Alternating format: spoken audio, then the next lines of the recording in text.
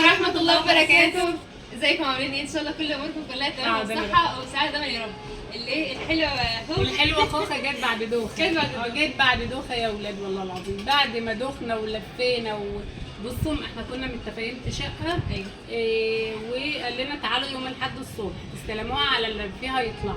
رحنا بقى يعني عادي يعني احنا خلاص بقى مصداقية وكل حاجة. فقالك لسه لهم نص ساعة وهيطلعوا. نص ساعة ويطلعوا دول بيجوا ايه؟ غيرنا الاتجاه بس عشان الجيران وكمان علشان نجيب لكم الاجواء الجميله والبحر الجميل ده. حبايبي بقى قالوا لنا ايه بدل نص ساعة. قالوا لنا نص ساعه هيلموا حاجتهم وينزلوا فما نزلوش. نص ساعة بقت أسبوع. طولوا المدة بتاعتهم زودوا أسبوع. قالوا احنا هنزود أسبوع مش هنمشي وكده فقعدنا بقى اضطرينا بقى ان احنا نلف. بس نطلع عينيا على فكرة يعني مخيرة الجيران خايلين. بس نطلع عينينا بصراحة والحمد لله ربنا يعني بصوا بعد الصبر جبر والله العظيم. ربنا جبر بخاطرنا في الآخر بحاجة حلوة. يعني يمكن كان ربنا شوفوا يعني يمكن الشقة اللي احنا كنا هناخدها ما كانتش بالفخامة اللي احنا فيها دي. الدخله بس بتاعت الاوتيل ده اوتيل على فكره. الدخله بتاعته يعني لوحدها كفايه يعني ما شاء الله. كل يعني ماسك مننا والله الواحد حب القعده. خدنا رقم بقى ان شاء الله بعد كده لما نحب نيجي نتواصل معاهم. هي تعبى هنديكم جوله كده عن المكان وهنوريكم. احنا ما عملناش فيديو بقى تجهيزات الشنطه والكلام ده كله احنا ما عملناش خالص لان احنا برضو يعني حبينا ان احنا برضو اصلا احنا جهزنا شقه. سافرنا الساعه كام؟ الساعه 12 بالليل. وعما خلصنا كان الساعه يعني ما عادش قدامنا الا ساعتين ننام فيهم بس. على ما قررنا بقى اتصل علينا وقال لنا يعني معاكم بكره وكده فقلنا يلا. وانا اصلا ما جاليش نوم. انا من النوع اللي انا هنام دلوقتي واسيب. انا برضو حاليا انا اليوم اللي بكون خارجه فيه مثلا سفريه او كده ما بيجيليش نوم. ما بعرفش ليه حتى يروح علينا نوم. يلا تعالوا بينا من اول باب الشقه كده نفرجكم واحده كده. نبدا باول حاجه من باب الشقه. يلا بينا.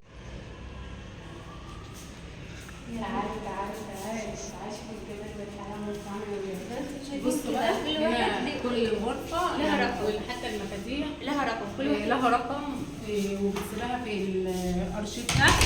هنا بقى نيجي كده اول حاجه كده نبدا من على اليمين. ربنا يا رب يجعلنا من اهل اليمين. مش عارفه هنا هو ولا لا. حاليا ياسين ابن اللي كان فاتح الدولاب ده حابس نفسه فيه. قرب. لا المروحه بتوش كده. شوفوا بقى كده وقت التلفزيون ده البحر. شايفين البحر يعني ما شاء الله الفندق على البحر زي شايفين كده. التلفزيون ما شاء الله بسم الله ما شاء الله اللهم بارك. هنا برضو ايه سريرين وكومودينو تسريحه والدولاب اهو بسم الله ما شاء الله. تعالوا شوفوا كده الدولاب حاجه كده حلوه برضو في استخدام على فكره مش فرد واحد. انا بالنسبه لي فردان ثلاثه يعني لان طبعا بيبقى رايح مصيف مش هيلم الدولاب وهو ماشي يعني واخد كويس. هنثبت حاجتنا كلها دلوقتي مع بعضنا سوا على قد الاستعمال والاستخدام. فيها المراوح دي جميله. فيها سريرين اخدهم ولا مش المراوح ده انا حبيتها واخدها ولا مش. هنا بقى كده على يميننا ده برضه المطبخ والحمام اعزكم الله. بلت اهو.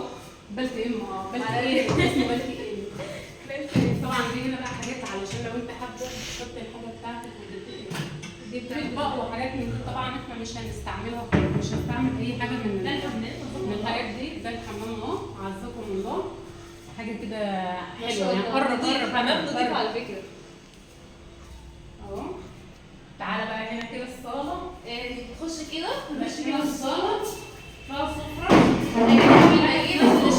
واحد كان شايل حاجه فاللي شايل حاجه هتطلعها بصوا سفره بتاعت كرسي 1 2 3 4 5 6 كراسي. حلو. الشاشه فبصوا فيها كرسي وانا الثلاجه طبعا الثلاجه اهي. حطينا الترمس طبعا الترمس بتاعنا عشان كان ماسكينه في ايدينا. حطينا برضه العيش واللحمه والحاجات اللي احنا كنا جايبينها اهو. احنا لسه اصلا لسه حاليا ما رصناش اي حاجه. لسه مروحه في الصاله اهو. كل حاجه لسه في الشنط. كل حاجتنا هنا بقى ايه الاوضه دي اهي كمان سريرين. انا شايفاها مناسبه جدا حلوه جدا والله العظيم وجميله. هنا يا ابو زياد. هنا اللبس يا ابو زياد سابنا على الشط كل ما يجي يلاقينا عامل اللي باجي انا مش عايزك تكشري كده، مش عايزك تزعلي كده. انا لقيت شقه كذا ولا بصوا انا مش هنا اصلا يعني فاهمين؟ الصلاة على النبي. طب تعالي طب تعالي شوفي الشقه اللي انا جبتها. انا لقيت شقه دور ارض قاعده بقى بصوا ضربه يعني الوش الخشب، يعني بمعنى ان هو ايه ان انا خلاص يعني لما قررت ان انا افرح كنت عايزه اروح. انا برضه في الدرام بتاعكم كل اللي جه عليا يلا نروح، يلا هاتوا العربيه نروح، يلا مش هنقعد، يلا يلا جاي في ملاكي على الملاكي اللي يجي ياخدنا. فرن على الراجل يجي ياخدنا. فابو زياد يقول لي انا مش عايزك تبقي زعلانه كده، وانا لقيت شقه دور ارض فبتعايشوا فيها. لا خد بنتك زعلانه تروح تاخد بنتك وروح. في الاخر قام قايل لي لا انت اللي هتيجي. رحت شفتها بصراحه ما عجبتنيش، وقام قايل لي طب خلاص روحي اقعدي مع الولاد وعلشان ما تتعبيش. انا كنا فاقدين الامل. وفجاه بقى لقيته بيتصل عليا قال لي انا لقيت شقه فيها شاشه وسوبر لوكس بصراحه يعني ما شاء الله حاجه نظيفه. وتعالوا هنا برضو الدولاب وفيها بلكونه. الدولاب ده نفس الدولاب ده ليكم اوان ماما. وبصراحه زي ما انتم شفتوا كده الواجهه حلوه. طبعا حاجتنا ايه لسه هنرصها وهنستفها في الدواليب هنغير. انا بصراحه كنت عامله حسابي على سريرين، فجايبه طقمان ملايات بس للسراير، يعني جايبه ملايتين بس ما جبتش اكتر من كده. فحاجتنا برضو هنعملها اهو. وطبعا احنا ما عملناش فيديو يعني اللي احنا بقى نظام شنطه كنا عايزين نعملها والله صراحه، بس ايه بس عادي يعني شايفه الموضوع عادي يعني كل واحد بيجيب على قد امكانياته وبيجيب على قد ايه الحاجات اللي بيحبها، الحاجات اللي بياكلها، الحاجات اللي بيستخدمها كده يعني. هنا بقى الحاجات بتاعتنا اهو دوت. احنا بقى هنجهز فطار هنفطر. جايبه حلل من البيت.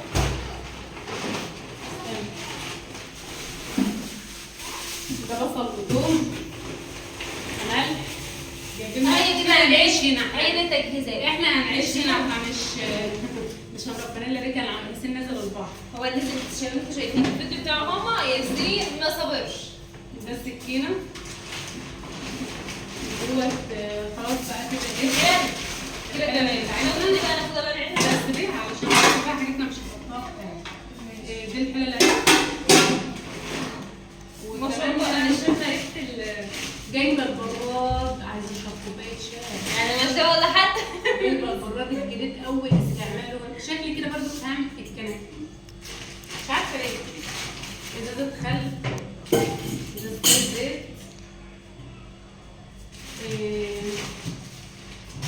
الصابون اللي هو ده نعمل اكياس عشان صابون سائل للمواعين. نعمل اكياس ريحه ده الصابون.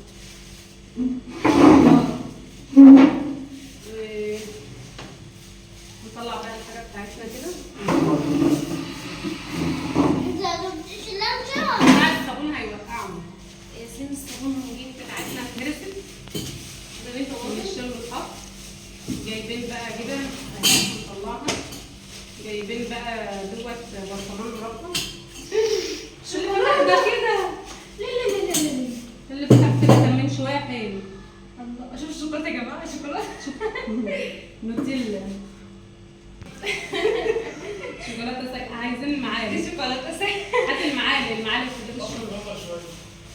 هي عارفه هنا بقى ايه شوفوا. لا ده هي العلبه اتعملت. هنا بقى جايبين. جبت كوبايات؟ لا هنجيب عايزين نشتري كوبايات. عايزين نشتري كوبايات. ما رضيتش اجيب كوبايات، هجيب الكوبايات اللي هي هتنزل اجيبها لنا بقى. جايبه تونه. هنشتري كوبايات بس. احنا متوصلين بالتونه يعني ما شاء الله. ودي جبن بقى ومخللات وطحينه المعالق في الشنطه. هي بتخربش عندك ايه؟ معلقه ولا ايه؟ يعني دي كلها تدريبات المطبخ كلها حاطاها في قلب حاجه. ما رضيتش احطها في الشنطه الكبيره. حاطه النواشف بقى اللي هو زي الرز المكرونه الحاجات الناشفه دي حطها تاني في نص الهدوم كده. ما شاء الله. دي الحاجات بتاعتنا هنرصها بقى في الثلاجه. بس قبل ما نرصها طبعا ايه هنحط لهم يفطروا.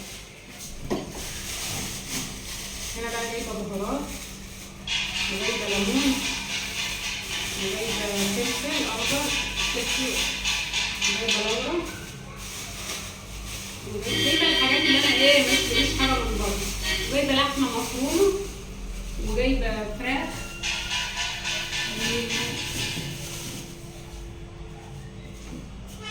وطبعا جايبه برطمان مربى اهو، جايبه التونه.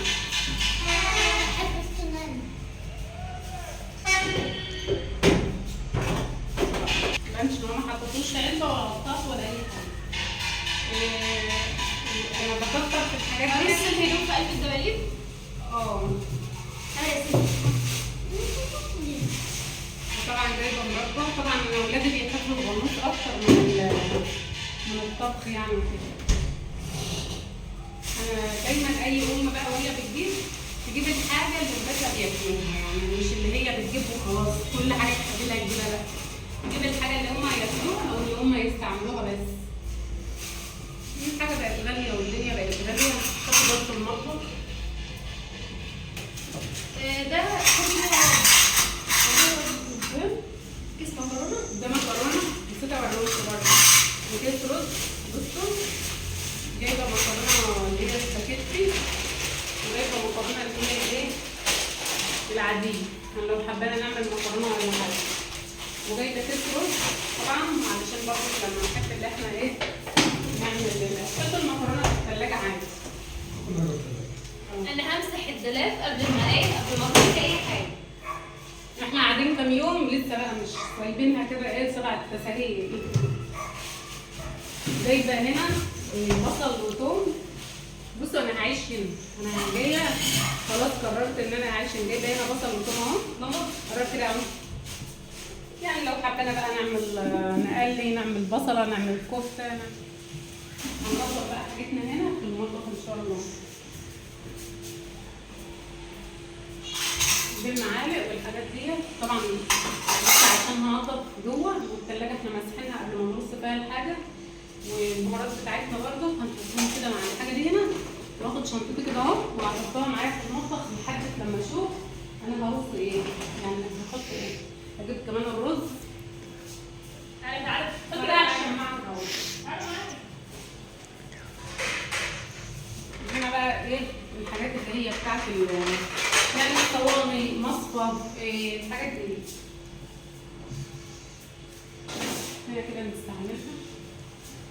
ولو اني يعني بصراحه يعني انا من نوعيه مهما يكون ما بحبش اعمل حاجه غير في البيت. ما اعرفش هي الناس كلها زيي ولا انا بس اللي كده، يعني حاسه لما اكون شغل مكان نظيف وجميل واحنا داخلين، يعني ده من ياسين ابني، لان ياسين ابني كان جاي من بره كله رمل وكده ودخل ولسه همسح البيت والمكان نظيف وممسوح وكل حاجه، بس ما بحبش استعمل حاجه حد يكون مستعملها. انا مش عارفه ليه، هل انا كده ولا الناس كلها كده ولا ايه؟ يعني احب اكل نواشف بقى وما احبش استخدم بوتاجاز حد ولا وعي حد ولا حاجه. هنا بقى اللب والحاجات التسالي احنا كنا ده طلع مش اللب ولا التسالي، ده جايبه 3 كيلو سكر. حبينا بقى نعمل عصير، نعمل شاي، نعمل قهوه. انا جايبه شاي وبن. وهنا بقى التسالي بتاعتنا والفشار.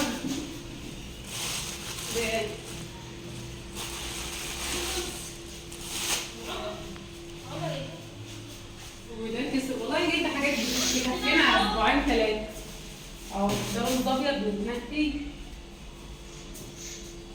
وده ملح، وده بريل علشان نغسل بيه اهو.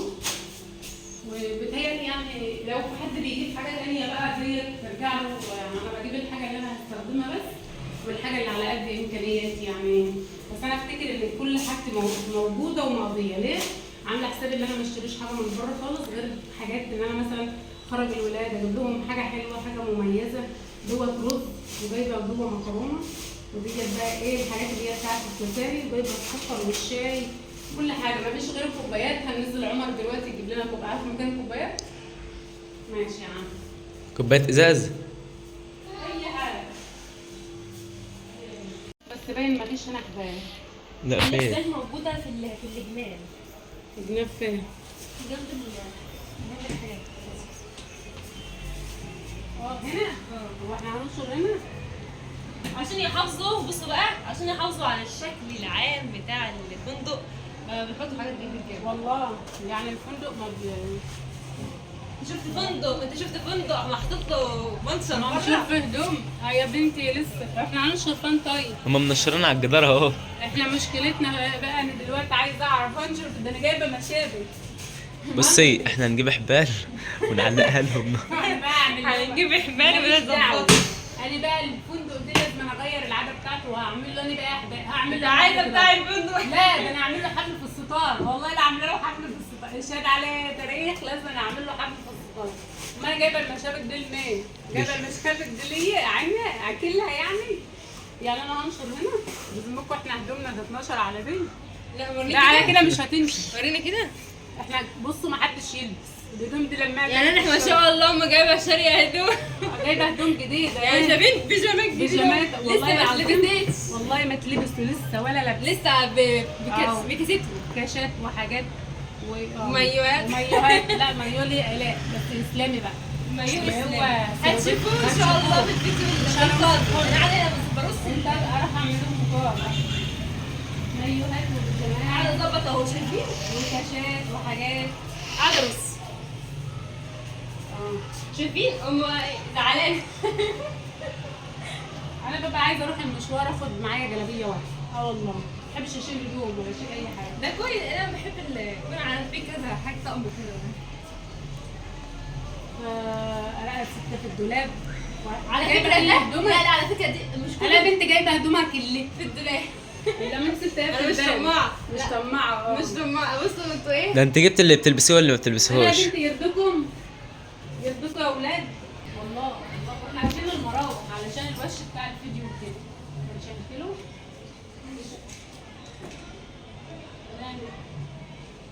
لا بس الحبل بتاعنا دوت مش حلو، اللي تحت احلى من اللي بيضحكوا علينا. بجد.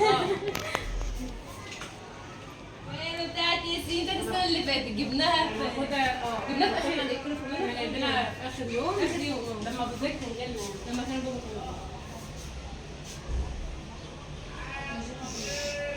ايه الهدوم دي؟ دي شورت كده. بتاع بروز جديد.